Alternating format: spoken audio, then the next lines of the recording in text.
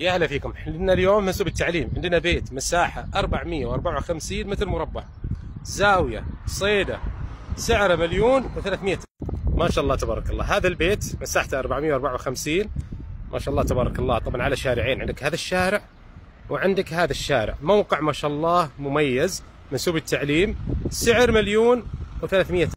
طبعا شوف موقعها ما شاء الله. هنا عندك الملعب كرة القدم، وهنا موجود البيت. طبعا دورين مفصولين عن بعض، عندك الدور الارضي وعندك الدور الاول. طبعا شوف هنا ما شاء الله عندنا الارتداد، هنا عندك منطقة زراعية، وما شاء الله عندك هذا المدخل، وهنا عندك الارتداد الثاني ما شاء الله تبارك الله، برضو منطقة زراعية هنا تحت الجدار، وعندك هنا المدخل الثاني.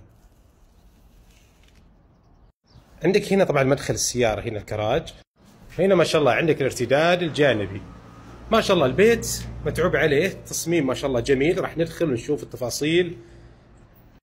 طبعا انا عجبتني هذه الفكره انك تخلي لك منطقه زراعيه هنا تحت النافذه. طبعا شغلنا ما شاء الله الاضاءه، وقلت اصور مره ثانيه الارتداد. لا ما شاء الله تبارك الله مع الاضاءه، شوف الجمال.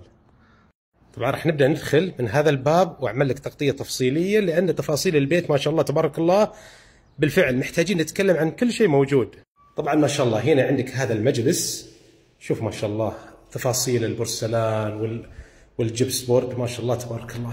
طبعا هنا عندنا مقاسل ودورة مياه تخدم المجلس ما شاء الله تبارك الله. حتى تشطيبات دورة المياه ما شاء الله موحدين الخامات، جدا جميل ما شاء الله. طبعا بعد المجلس هنا عندك شوف اتساع الصالة ما شاء الله تبارك الله.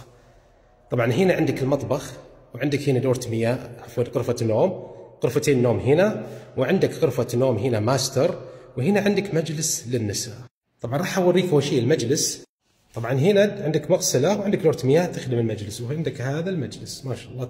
طبعا هذا مجلس النساء ما شاء الله تبارك الله. وعندك هنا مدخل، عندك من هذا الباب، عندك باب يجيبك على طول للمجلس. يعني عندك رجال ونساء، النساء تدخل من هنا والرجال تدخل من الباب اللي احنا دخلنا منه.